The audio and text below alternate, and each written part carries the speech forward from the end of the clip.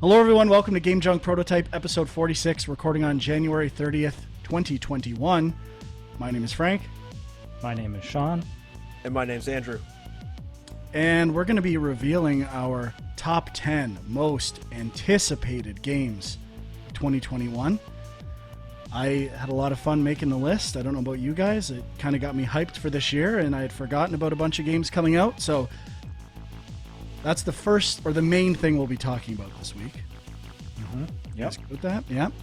And people might be asking, are we talking about the GameStop?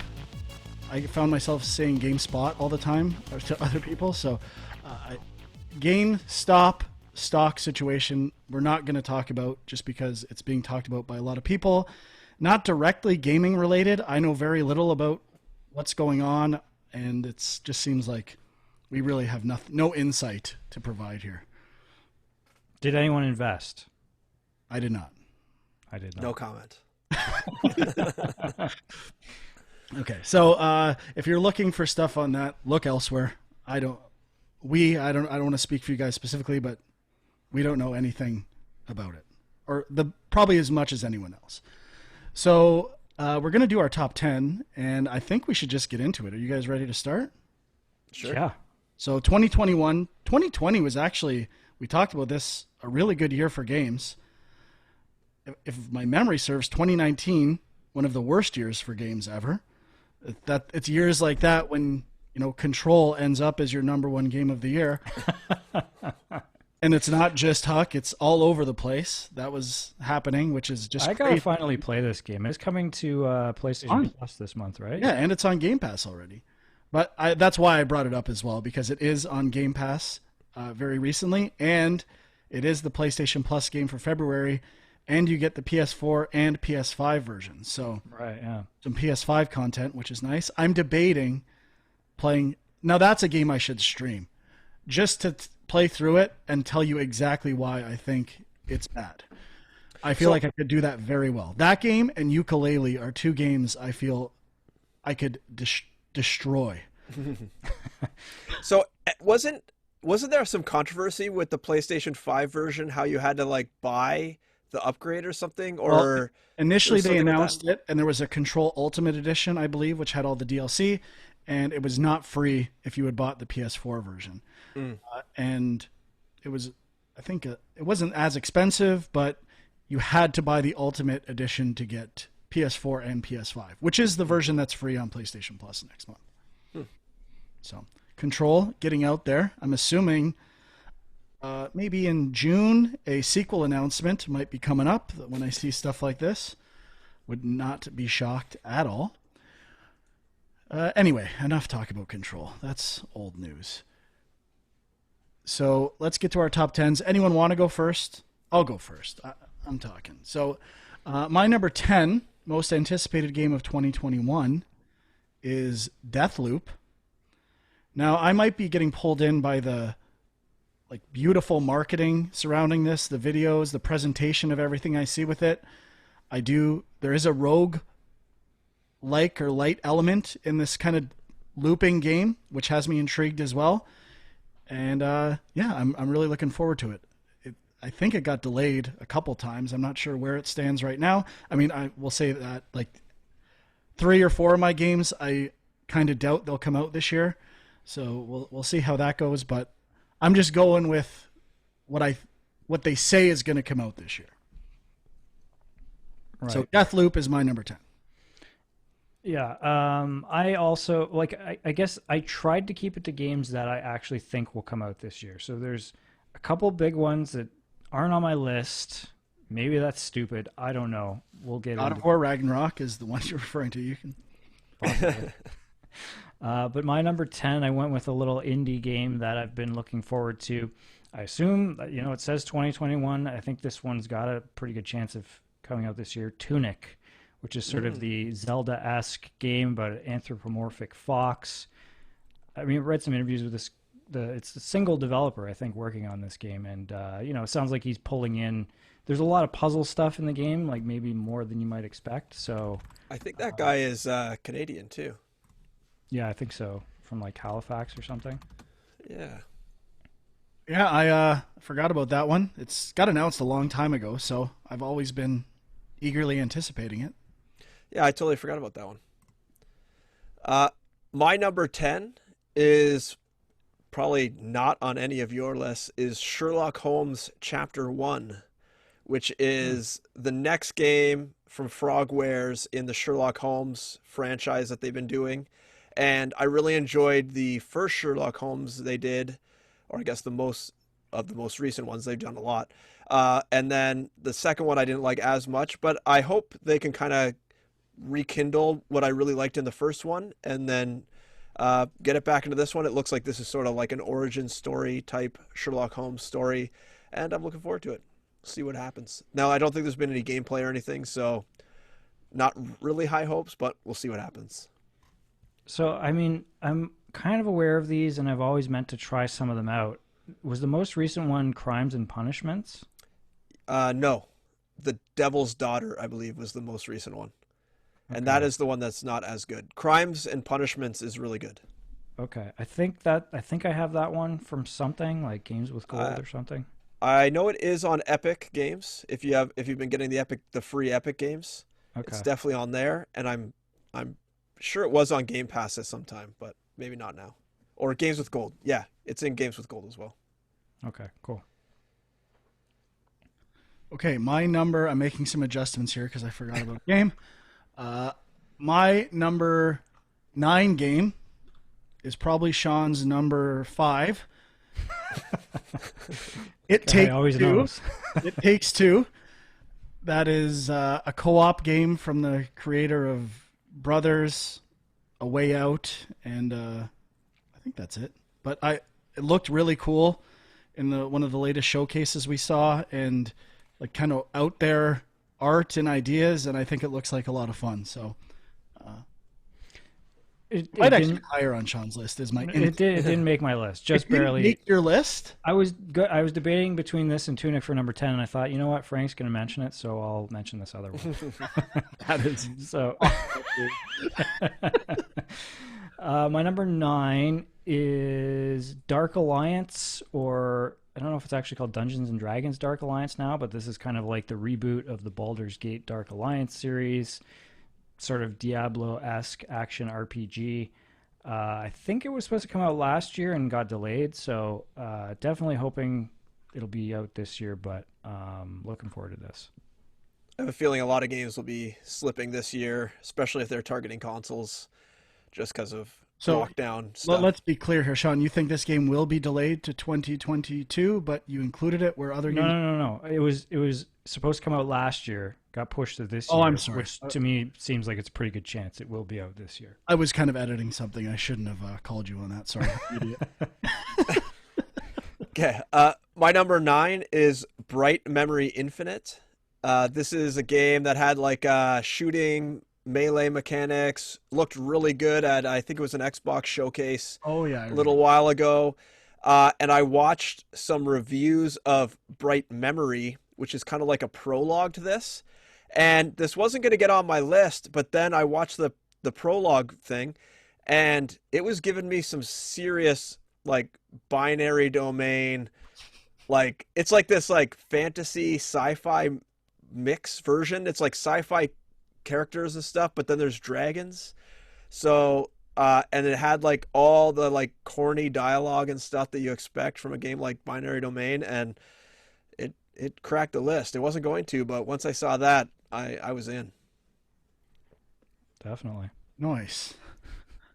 My number 8 is Halo Infinite, which I mean, when a game gets that big of a delay, I part of me is excited that they're going to make it better and make it a great game. In general, I'm a fan of the Halo series. Halo 5 was probably my least favorite. I love Reach.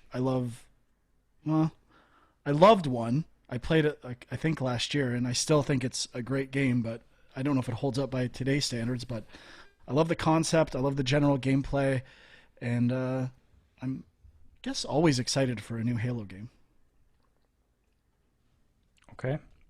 My number 8 is Back for Blood, the co-op horror shooter game, very much inspired by the Left 4 Dead games, and I'm just looking forward to having some Left 4 Dead style fun with friends. So I think this will be good.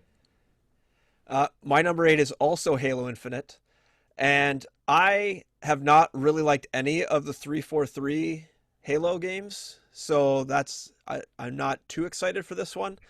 I didn't like 5 and I didn't like 4, but I'm with Frank. Reach is probably the best, and I really like the Halo series in general and the shooting and everything. So I think this complete departure from the traditional Halo.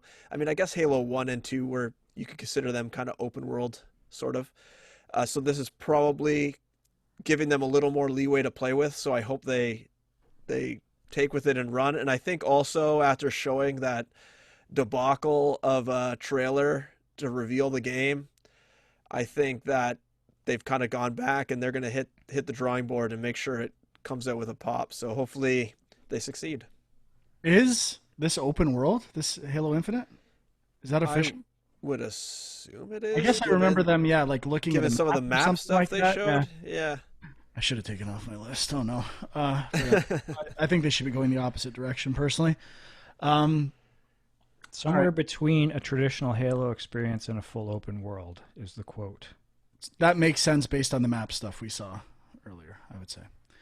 Although ODST was pretty interesting in a relatively open map. So, all right, my number 7 is, I think I have the title right, Kenna Bridge of Spirits. Oh my goodness, Frank, we have the same list here. I remember loving the video for this. I can't remember the studio's name. I should look it up because... yeah, it's a new studio, I believe. Let me see here. Ember Lab. And I thought the art looked amazing. And not just in a trailer, like pre-rendered idea. Like they showed gameplay stuff that looked great. Reminded me of Beyond Good and Evil. And I'm in. It was supposed to come out this year, they said, or end of 2020. So I'm assuming it's going to be 2021. And can't wait. Yeah, I can't picture in my head which one that is. There was like a bunch of games that I remember we talked about from various events last year that were cool, but like the name never stuck with me. So there's probably a few that should be on my list. We looked it up. There was like those little black furry creatures called the Rots, and there was like plushies for them, I think, available already and stuff like that. Nice. Okay, my number 7 is Resident Evil Village. Still haven't played the demo. But I haven't played the last 3 Resident Evil games either. That too. But the stuff they showed at last week's showcase definitely got me more excited for this game, and it's actually coming pretty soon. So yeah, I'm ready to jump back into Resident Evil. Sean, I'm going to give you a recommendation. Just give up on the other ones. Just commit to Village. Don't even play the one that 7. Don't even try 7. Forget it. It's gone. It's in the past. Make a commitment to Village. This I mean, that works for me. I can do that. You said the magic words. My number 7 is Kenna Bridge of Spirits, or Kena. How'd you say it, Frank? Kenna? Kenna, but I have no idea what. Okay. Right I was watching some gameplay trailers, and the combat looks really smooth. It looks really interesting. Looks like there's maybe some puzzle aspects to the combat as well, which I find interesting. And yeah, just like what Frank said, I'm looking forward to it as well. My number 6, this is the one I'm guessing that's on my list that is not on either of your lists. Biomutant. I've really been looking forward to. Yeah, I was going to put it on my list, and after they just announced the release date, I'm looking forward to it. Yeah, I really like the look of the character. It's right up my alley, animal bullshit. And I think the combat looks fun. The bosses and creature designs look amazing. I love 3D action games. And yeah, this potentially could be higher. Obviously, there's some uncertainty with it, but if it actually achieves like what I think it's trying to achieve and is a good version of that game, it very well could be my favorite game this year. I was watching some trailers and I was liking the look of it, and then it said Tower Unlocked, and then it showed a giant open world, and I said, nope, not going on there. I do not want open I do world. not want a Biomutant Assassin's Creed game or Far Cry game. Or... Yeah, but this is why I think Biomutant will be different. I remember videos with it, and it's the thing that defines or determines a great open world game for me. The locomotion looks fun. I remember the creature like flying up walls and like getting from place to place was exciting, not cumbersome. So that's another reason why I'm in, all the way in on Biomutant. Yep. Okay, my number... It's gonna rock. I can't wait. Is it me or is it Andrew? It's you. Yep, it's you. Number 6 is Axiom Verge 2. Not expecting a new Metroid from Nintendo this year, but this could be the next best thing. I actually really liked the first one. It took me a couple times. I bounced off it the first couple times I played it, but when I finally got into it, I really liked it. So, yeah. My number 6 is the Mass Effect Legendary Edition with the remastered versions of all of them. I'm interested to check out how they've improved the textures, specifically of 1 and 2. 3 probably could use a touch-up as well. And if they're going to touch the gameplay of 1 and ruin the series, or if they're going to keep it pure. We'll see. Yeah, I mean, I think they said it's just an HD kind of upscale of these games. Yeah. Just kind of disappointing. I think like it would be a great franchise to, you know, if you redo the artwork or reconceive like the basic elements of 2 and 3, I think it would be interesting to apply that to part 1 and just kind of unify, get some trilogy cred throughout, like, and drop that as the ultimate trilogy cred version of Mass Effect. That I would be really excited to play, but just HD remasters. And don't get me wrong, I also love Mass Effect 1. I got every achievement in it, which meant beating it like 5 times. Mm-hmm. Maybe they'll come up with the Mass Effect Ultimate Legendary Edition that does that down the road. I'm in. My number 5 is the game with the best logo and title on this list, Resident Evil Village. And played the demo, wasn't blown away, but overall, I was super impressed with 7 after I had heard bad things playing it this year around Halloween. And I think the setting is more interesting and is going to look great on next-gen consoles. So I'm back in on Resident Evil. Okay. My number 5 is Halo Infinite, which I really have high hopes for. I mean, obviously the stuff they showed last year and the delay was not great news, but I feel like that actually is a good thing overall, and they're going to regroup and come at this. They know it has to be amazing. And I mean, I'm looking forward to it just in the sense that this is probably going to be the excuse for me to have to buy a Series X and probably a lot of other people too. Start saving those Optimum points, bud. Get there. Yep. By the fall. My number 5 and Frank's number 1, Horizon Forbidden West. I didn't like Horizon as much as you guys did probably, but I did really enjoy it. And I'm interested to see, I'm a big fan of Guerrilla in general, Guerrilla games. So I think they're going to do a great job on this game. I would prefer a new Killzone game, but you know, can't have everything you ask for. Cool. My number 4 should be Sean's number 1. It wasn't. Is Back for Blood, because he's all about co-op games. Like that is his favorite thing. Well, wait until you see my number 1. And I've said it forever. Like, how is there not a Left 4 Dead 3 or a sequel or anything? Because it's one of the most intriguing and underutilized video game formulas out there. And I can't wait for a new version of that. And based on the footage we saw, I thought there were amazing new, like, attempts at design elements focused around cooperation. So people getting trapped and having to help them. And if they really bump up the cooperative elements, I think it's going to be phenomenal. Yeah, I'm hoping. My number 4 is Ratchet and Clank Rift Apart, or just Rift Apart. I'm kind of disappointed that it feels like they kind of tricked us a bit with this one, because it was supposed to be a launch window game, quote unquote. Yeah, 5. I was going to bring that up. We're closing the launch window pretty soon. Yeah, I mean, there's no release date yet for it. So I'm feeling like it's going to be second half of the year, probably. And that's definitely not what they said originally. But I think it looks amazing. I've never played all the way through a Ratchet and Clank game, but I am definitely ready to do it with this one. My number 4 is God of War Ragnarok.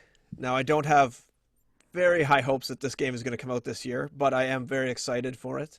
And I really liked the first reboot that they did, which I think was that 2018? Yeah, I think it must have been right. Sounds, yeah, so I mean it'll right. be like 3 years. That's probably a reasonable amount of time for a sequel where they're going to have a lot of the stuff already done. And yeah, I really hope it'll probably be this holiday season, I imagine, and looking forward to it. I think I'm interested to see how they, take what they learned from the first game and hopefully can improve upon it.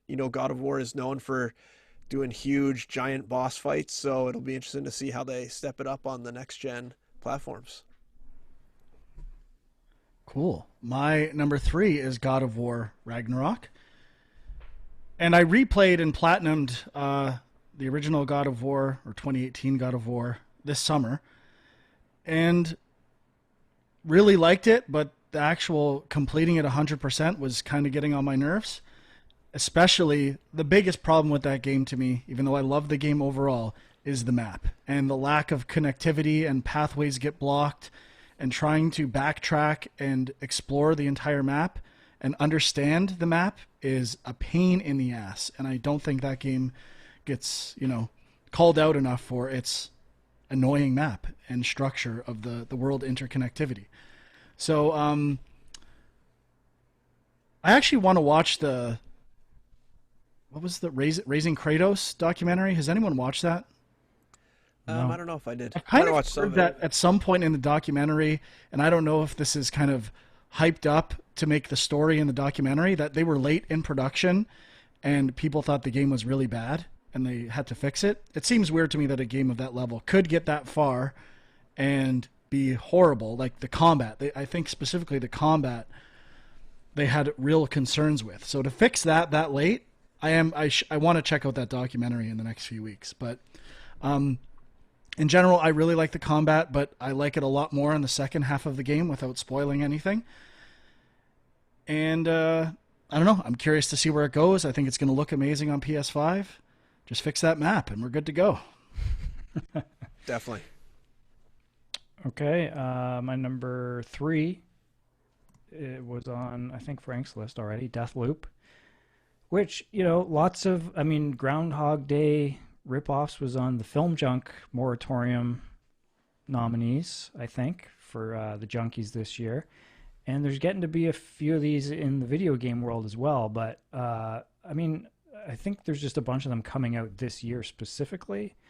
And anyway, I still think it's got a lot of potential in games, and I think this one looks very interesting. I agree the marketing has been pretty slick. Maybe that's, giving it a bit of an edge just because of that. But yeah, I'm looking forward to this.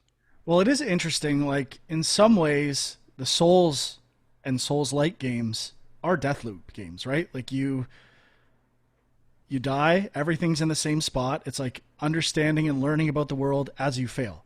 So just a general thought, I don't know how this game is going to maybe take that idea to the next level from a narrative standpoint. Like, that's why Groundhog Day is great. Like the observations and comedy that comes out of if you could do the same thing over and over again. And I don't know if there is anything unique to discover about a video game version of that isn't something like a Souls game. Like, oh, I start to learn about the world.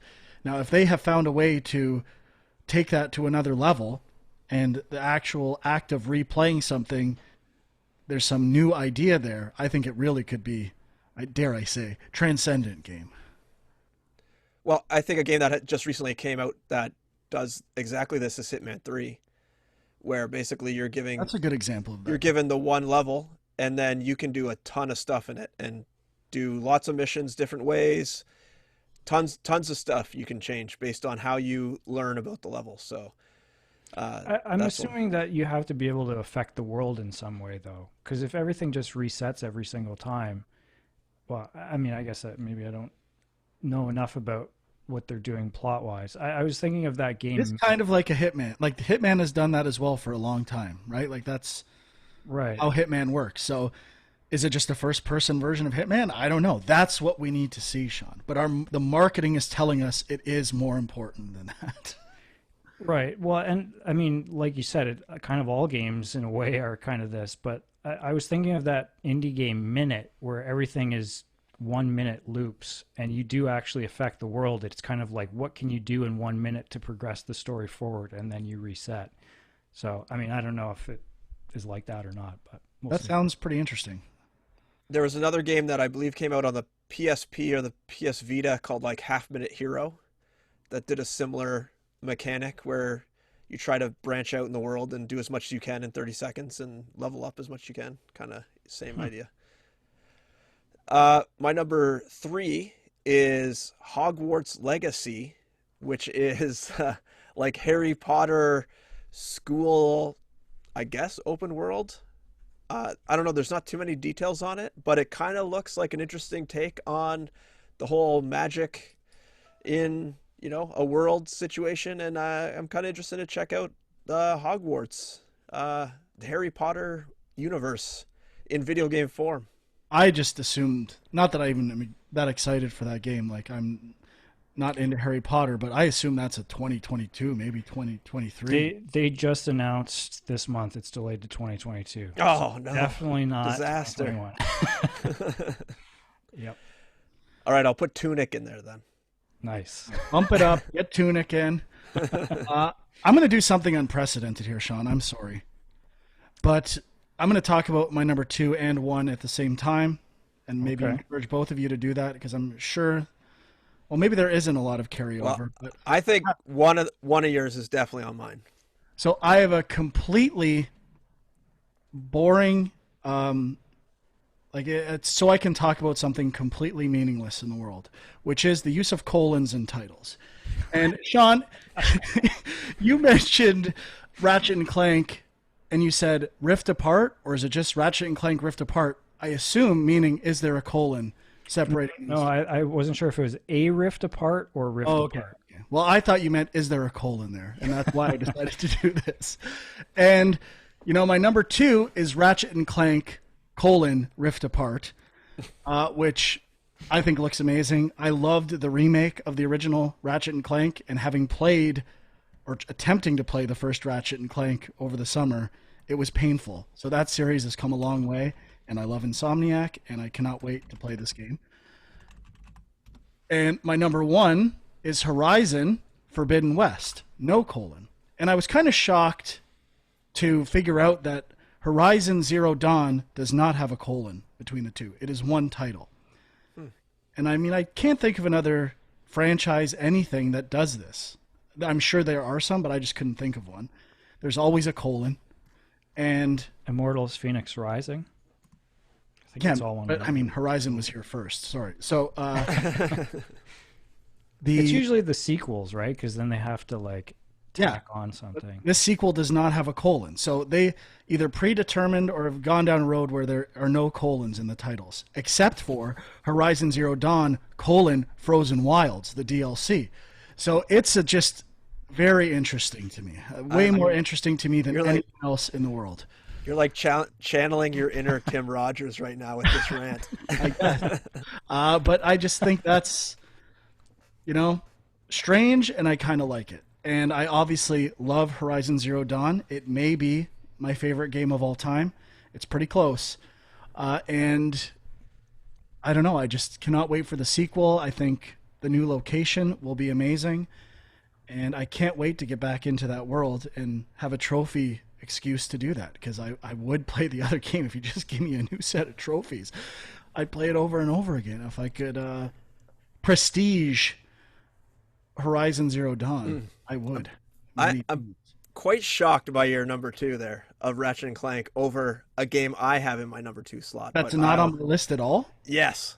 Wow. Okay, yes. we will see. That is, I'm actually sweating, and I said that, and we have to get a GIF or figure a way to do this. We've both been playing Murder by Numbers. Yeah.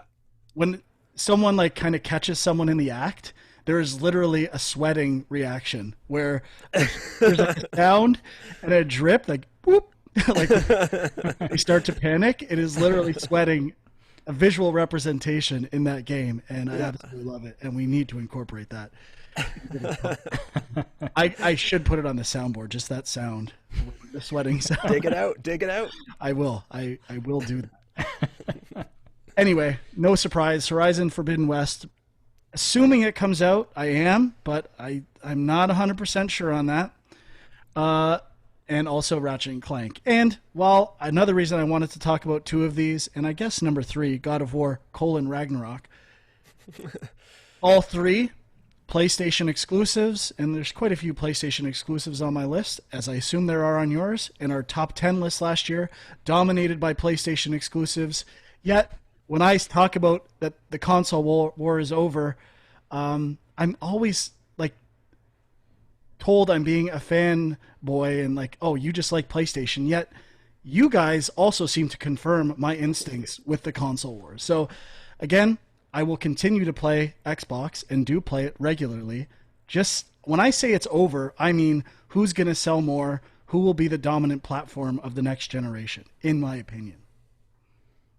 Well, I think Sorry, I went on a huge rant there. I think there's only 2 Sony exclusives on my list, and there's actually a couple Microsoft exclusives on my list. So I feel like that was a calculated choice, and if just I worked out think that way. Halo Infinite, But isn't Deathloop PlayStation exclusive, at least for a year? That's one of the 2, yeah.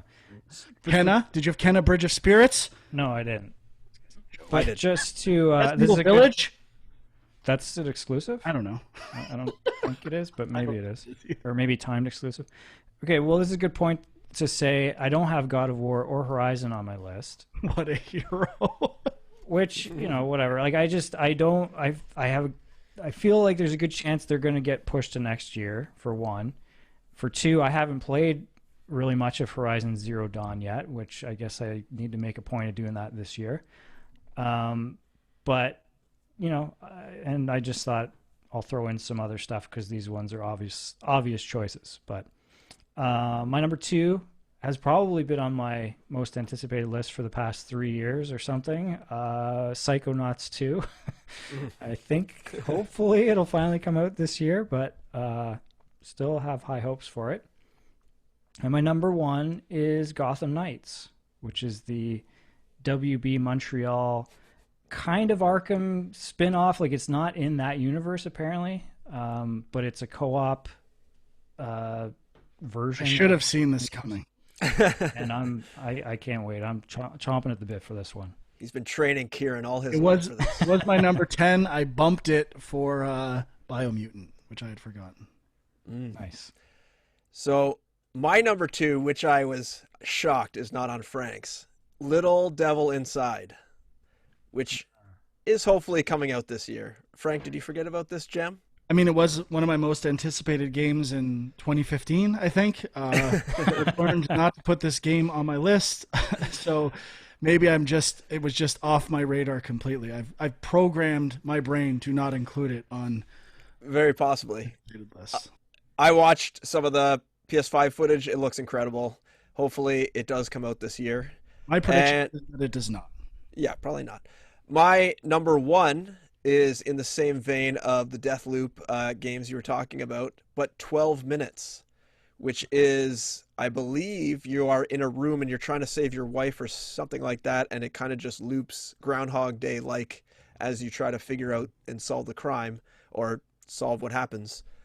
And obviously it takes place over 12 minutes. Hence the name. And I think it looks really interesting. Now, one overall trend in our list, no Nintendo titles. Oh yeah, I almost put Bravely Default 2 on my list, But I know I've seen some lists where they're saying Breath of the Wild 2 will be coming out this year, which seems unlikely, but it could happen. Nintendo's been known to just drop things whenever they feel like it, like a Metroid Prime 4 trailer. And I will give Nintendo the benefit of the doubt on that. They typically don't announce games until very close till their launch. Yeah. So, they don't really have anything announced for this year other than that the new Pokemon Snap. I think, right? It's clearly a new console coming out, especially with Breath of the Wild 2. That is kind of the Nintendo move. A Zelda game they announce on one console, goes to the next, but it works with the previous gen as well. Yeah. That would kind of fit in line with how they did the what's the Switch version that you can't disconnect the controllers? Just Switch Lite, I think. Oh, the Switch Lite. So that is kind of their thing. They kind of had the main version, then some light version, then next gen. So I don't know if we'll see it this year, but I like your thinking there, Frank. I see they do have Monster Hunter Rise, which apparently is Switch exclusive, which I'm surprised about, but I know the Monster Hunter series is quite gigantic. And Hollow Knight Silk Song? Is that the sequel to Hollow Knight? Or is that just DLC? I think that's DLC, but I think there is a Hollow Knight 2 in the works. Yeah, I'm very It looks like it's coming. Releases. Looks like that's coming to PC as well, so that's not totally exclusive. All right. Yeah. So I don't like the term honorable mentions, and this is there's a few games I wanted to mention just because maybe perhaps in an honorable way. So the Gunk I saw on a list, I think Polygon's list, which I'd never even heard of it, and I didn't have time to look into what it is, but it looked pretty cool. We did talk about that at some point. Talked about it. Did we? Okay. It was in one of the showcases, and yeah, that's an honorable mention for me. Returnal is coming out soon on PS5, which is Housemarque or House Marquee. Got delayed. At some point in my life. Well, it's coming out in March, I think. Well, it got pushed to April, I think. Okay. Week they announced some kind of delay. Okay, so I love their games. I'm really excited to see a, AA, AAA version of something they make. And I believe it's a roguelike. Is it? I thought it was a story-based game. It's another time loop game. Yeah. Oh, shit. Yep. Balan Wonderland, which I think is Yuji Naka's Sonic creator new game, and I don't love a lot of those games, like Burning Rangers is one that comes to mind, Billy Hatcher and the Giant Egg, but I generally think they're interesting, and there is the potential, if the gameplay was solidified, for one of those games to be great. So I'm interested in that. And lastly, it's weird because I play it a lot, and I never put it on a most anticipated list, but it reminded me of one thing. Call of Duty, whatever the next Call of Duty is, I am anticipating it. And the reason I want to talk about it is I was playing last night, and there's a bug sometimes where vibration doesn't work on that game, the first match you play. And I played my first game, and I'm like, what is going on? Like, this feels like the weirdest thing in the world.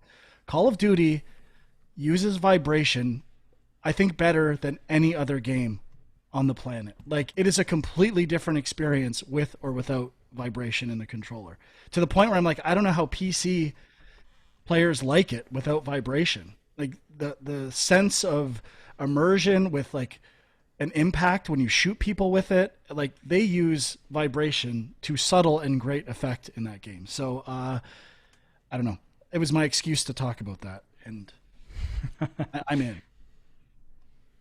The only other thing I will throw in for discussion is the Prince of Persia Sands of Time remake. Kind of looking forward to that. I don't know that it's going to do anything amazing other than just repackage a pretty solid old game, but we'll see. And I should correct, Hollow Knight Silksong is the sequel. I thought it was, yeah. Weird naming, but I guess that's what happens when you have a lot of different Ultimate Edition this or whatever, and you give them different names. It gets confusing. Huck, anything else to mention? No, just Bravely what was that? Or Dishonorably, maybe? No, just Bravely Default 2 just slipped off mine. And there was a couple others, but I can't remember what they are right now. Returnal I had, but I'm not really that interested in that game, to tell you the truth, at all. Dishonorably mentioned. PlayStation backlash begins just because any PlayStation exclusive must be excluded. Okay, moving on. That was fun. I actually had a lot of fun doing that list. It has me hyped for 2021. And like we were just talking about, I'm very curious to see what Nintendo does this year, because they got to have something planned, and there's it's just a big hole on their calendar right now. You'd think they'd want to release some games in 2021. Yeah. Okay, and when I was talking about the next console will come out in 2022. It's just, it's they'll be pushing stuff, and that clearly seems like it's going on right now. Yeah. And I'm so glad Nintendo's waiting to release things on the next console. Like, why rush it and put it on the Switch when you can make it better on the next one? I, for one, am super happy that they're delaying all these games and not releasing anything this year. Like, who wants to release anything in 2021? Nintendo's the best. Okay, what we've played. One of you guys can go first. Go ahead, Sean. Well, I don't know if I was going to talk briefly Cyberpunk, so I finished the main story this week. I don't have too much to say. It kind of, I thought that the end was a bit of a disappointment, but there's like so many different endings that I'm like, maybe I just chose a shitty one. I don't know. But I definitely, so they released a patch this week, and it's interesting because I just basically installed the patch right before I did the final mission. But I actually was starting to get crashes more frequently, but almost all of them for me were driving around the city. So I don't know if it was just like streaming issues or something, but I just started using fast travel where possible. But other than that, I mean, I still really enjoyed the game, and I actually am thinking when they finally release the sort of upgraded PS5 version, I might go back and do more of the side quests. I did some of them, but there's obviously lots more to do. I probably put in 30 hours, I would estimate. So, but did you get a chance to try it, Huck? No, I did install it. It took a while, and I am hoping to get to it this week. Yeah, so I'm hoping to get to it this week though, because of the lockdown. I get the game until basically like middle of February, so I got a little extra time than just the normal 1 week. So I get it for like a month. So I'm hoping I can take advantage of that whole month and actually get to play it.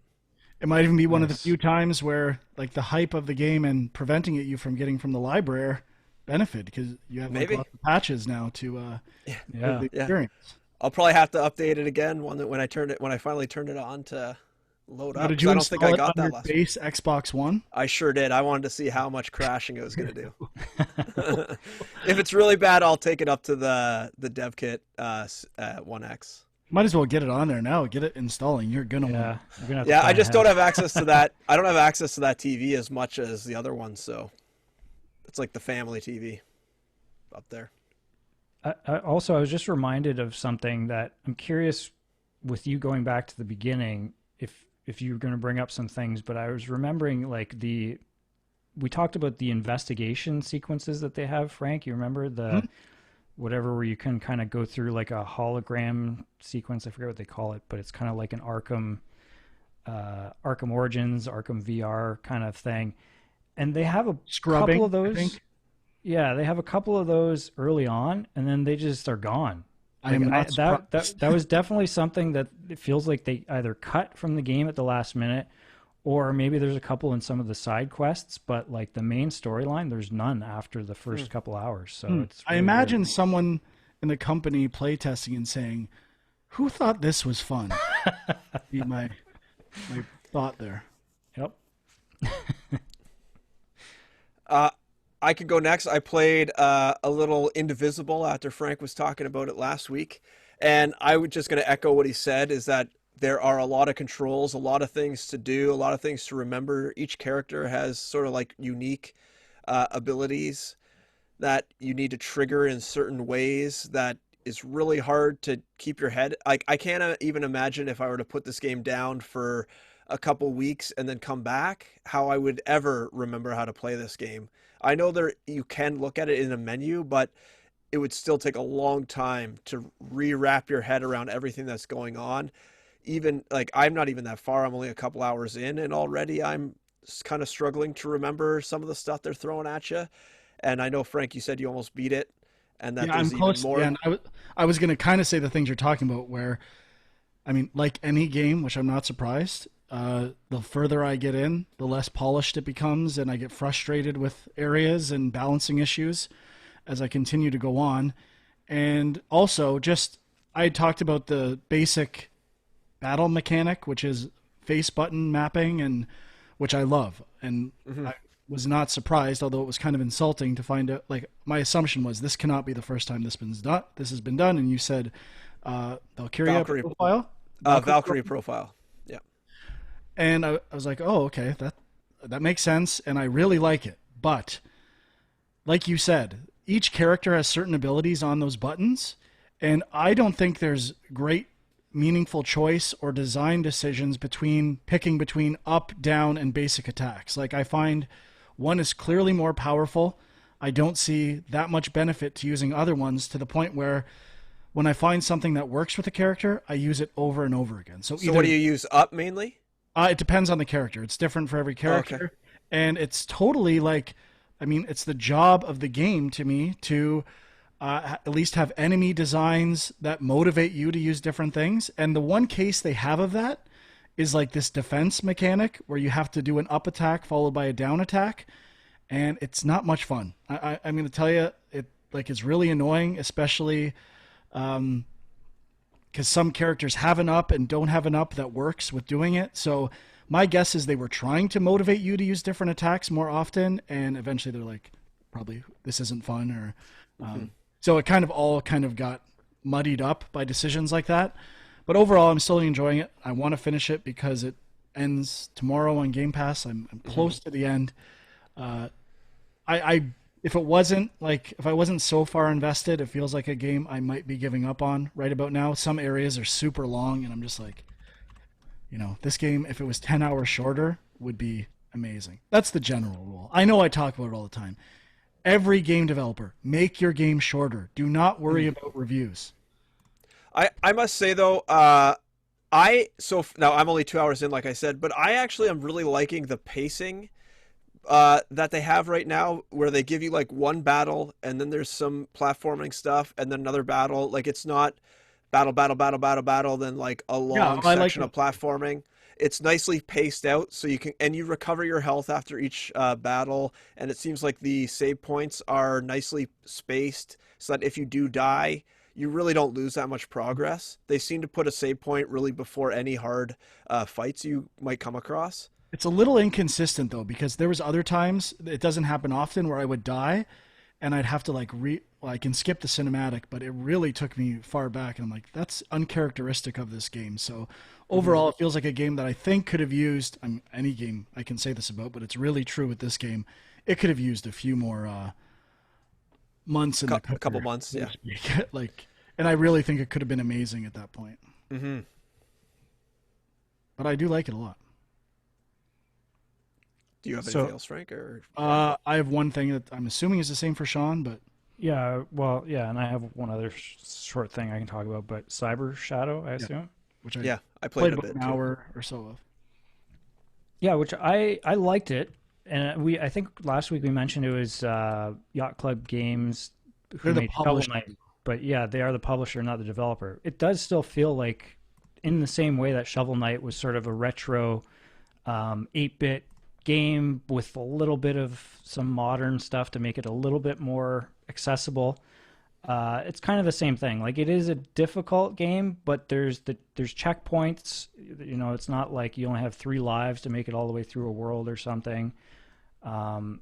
There's just, for me, there's a lot of instant death stuff, and some of the platforming is frustrating in that old school way. But I actually, with the limitations of jump, right? So, yeah, and there's enemies that have kind of random or curved movement patterns that they're tough to anticipate, and like you can't aim attacks, right? It's like a basic cut attack. Mm-hmm. So it's like Ninja Gaiden. So yeah, I have another game that it actually reminds me of a lot, and I'm sure Ninja Gaiden influenced this game, but I've I mean, I don't look at every publication how they're reacting to Cyber Shadow, but I don't know if you have this thought. The game that it reminds me the most of.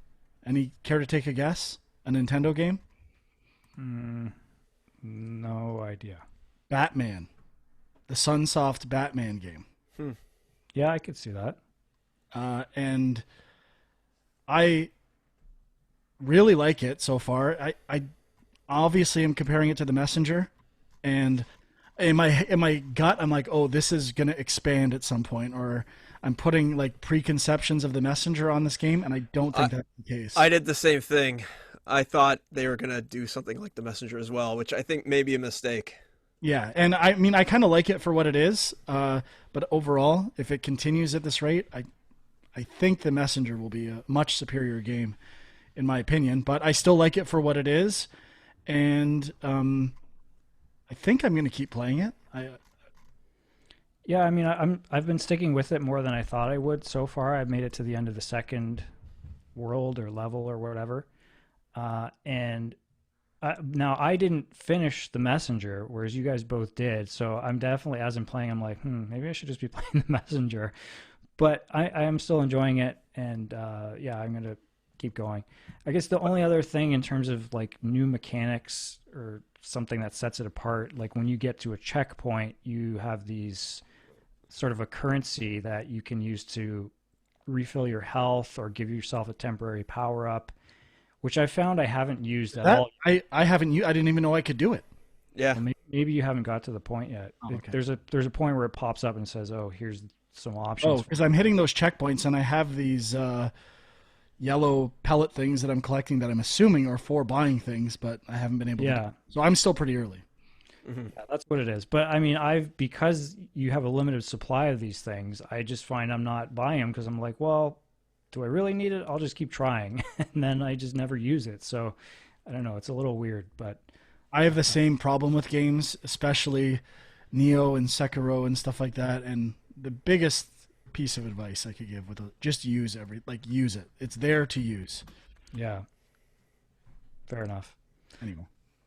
The music is amazing too. Like I love yeah, the soundtrack's fantastic. I like the art style. Huck, did you have something else? No, I just played Cyber Shadow as well. Oh, yeah? Just What a did you little bit. I thought it was pretty good. I thought, like you guys were saying, with the enemies that kind of do the like wave attacks or like wave motion, like on a sine wave, they are tricky to kind of judge, and especially since you basically have one attack, like exactly what you guys were saying, just one attack straight forward. You don't have much variety. Maybe there's more weapons down the road that help with those guys. I was also finding, I guess, the first boss or mini boss, that sort of like wall thing in the middle that comes down with the fire. I was having a little trouble dodging some of the fireballs here and there, like in certain formations that they did. It didn't feel like there was really a safe spot for me to get away from it. But overall, I thought it was pretty good. I thought it felt pretty good. I mean, I haven't played too much. I didn't even get to the second area yet, so I just got past that first little mini boss. So, and then I ran out of time to play. But it was good. I want to go back to it and try a few more. It's rare that games now have that sort of like old school map and level map like you would see in Nintendo games. It's kind of a nice throwback where you know that you're in like a self-contained little area. So that's kind of nice. But I don't have too many other thoughts. Another design observation that I'm not crazy about is there's these turrets that you have to destroy twice. And I find I destroy it and I just wait around for the other one to come back. And I'm like, I don't understand the design motivation for that. Like, this is kind of a fast, fun game. I don't know. I don't remember old Nintendo games doing that. And I'm like, this seems like a really odd choice because it's boring. I'm just, okay, I kill it and I wait around for another one to show up. And it's like, why? I don't understand. I actually just started trying to platform through those areas as fast as I could without even killing anything to try to get through them faster because it was really slowing me down. It's supposed to be the motivation. Maybe.